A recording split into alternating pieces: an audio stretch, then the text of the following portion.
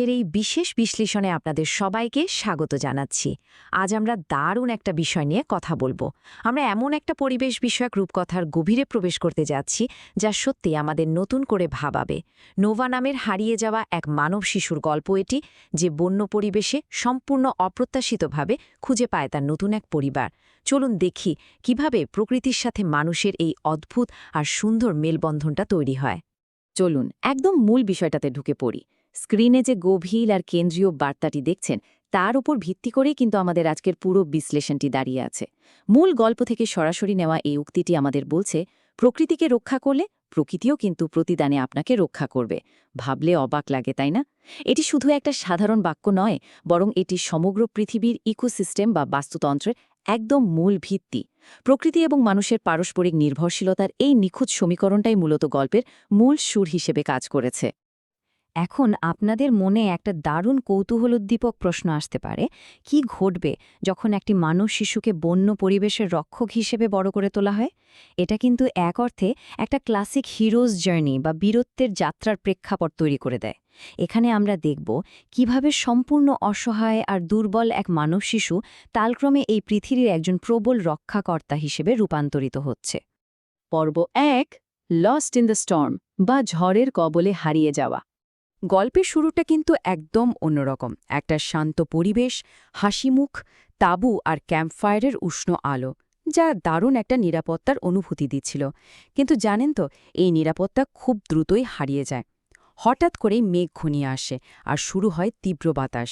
ঠিক তখনই গভীর পানির দিক থেকে ভেসে আসা মানব শিশুর কান্নার আওয়াজের মধ্য দিয়ে ঘটে যায় সেই হৃদয়বিদারক বিচ্ছেদের ঘটনাটি।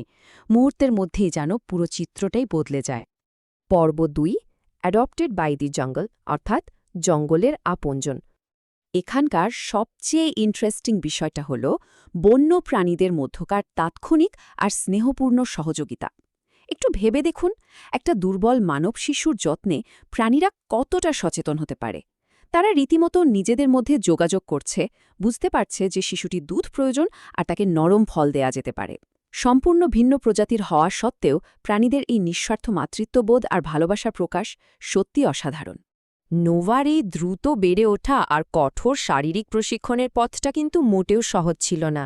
প্রথম দিনগুলোর কথা ভাবুন, পানিতে ডুবে যাওয়া, বারবার পড়ে যাওয়া বা পিছলে যাওয়ার মতো শারীরিক সংগ্রামগুলোর মধ্য দিয়ে তাকে যেতে হয়েছে। কিন্তু সে হাল ছাড়েনি।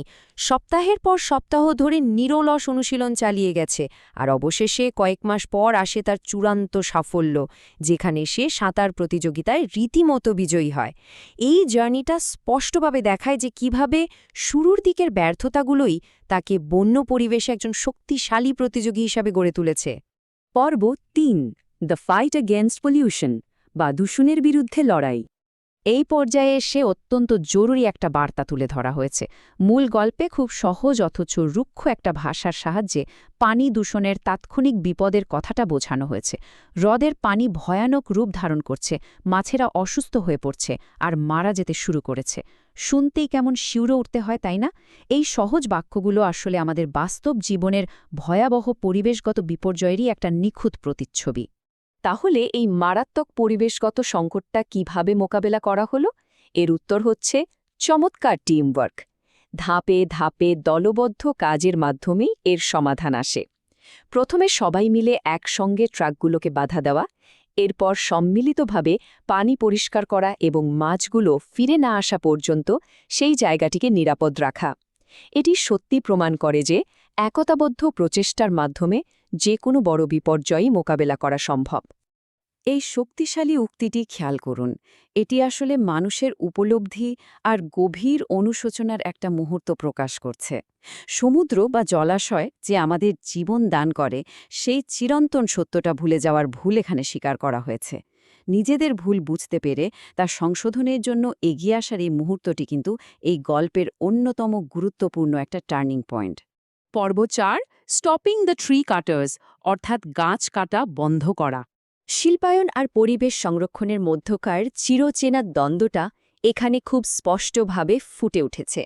একদিকে জঙ্গল রক্ষাকারীদের দৃষ্টিভঙ্গি, যেখানে প্রতিটি জীবনের মূল্য আছে এবং গাছপালারও শ্বাস নেওয়ার অধিকার আছে। অন্যদিকে রয়েছে গাছ কাটার দল, যাদের কাছে অগ্রগতি সব। এখানে প্রাণীদের বাসস্থান হারানোর সাথে গাছের জীবনের মৌলিক সত্যের একটা স্পষ্ট বৈপরীত্য বা সংঘাত দেখানো হয়েছে। তবে মজার ব্যাপার হল এই সমস্যার সমাধানটা আসে খুব দ্রুত এবং এটা বেশ আশাব্যঞ্জক। গাছ কাটার দল যখন তাদের নিজেদের সৃষ্ট ক্ষতিটা নিজের চোখে দেখতে পায়, তারা তখনই কাজ থামিয়ে দেয় আর নতুন করে গাছ লাগানোর প্রতিশ্রুতি দেয়। এর ফলে বন আবারও শক্তিশালী হয়ে ওঠে এবং চারদিকে শান্তি ফিরে আসে। এটি আমাদের দারুণ একটা জিনিস শেখায়। মানুষ চাইলেই তাদের কাজের পরিবর্তন ঘটিয়ে খুব সহজেই বনের ভারসাম্য ফিরিয়ে আনতে সাহায্য করতে পারে। পর্ব ৫ দ্য জঙ্গল মরাল মেসেজ বা জঙ্গলের নৈতিক বার্তা।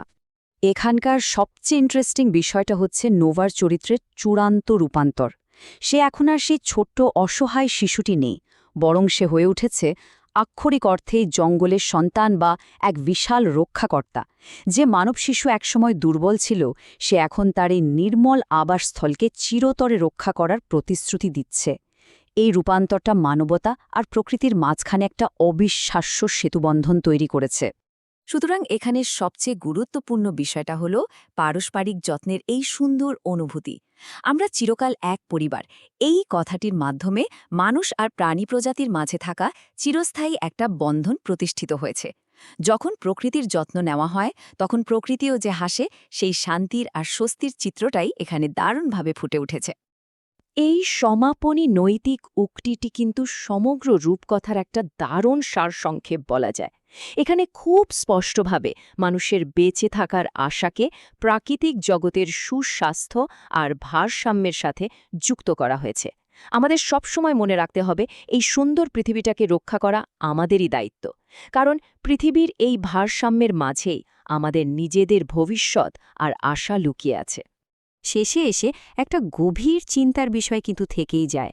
প্রকৃতির এই ভারসাম্য চিরতরে হারিয়ে যাওয়ার আগে মানবজাতি কি জঙ্গলের এই সন্তানের শিক্ষা গ্রহণ করবে, নাকি বড্ড দেরি হয়ে যাবে? এটা শুধু ভাবনার বিষয় নয়, বরং আমাদের চারপাশকে রক্ষা করার জন্য কার্যকরী পদক্ষেপ নেওয়ার একটা জোরালো আহ্বান। আজকের বিশ্লেষণ আমরা এখানেই শেষ করছি, তবে এই প্রশ্নটা আমাদের সবাইকে ভাবিয়ে তুলুক।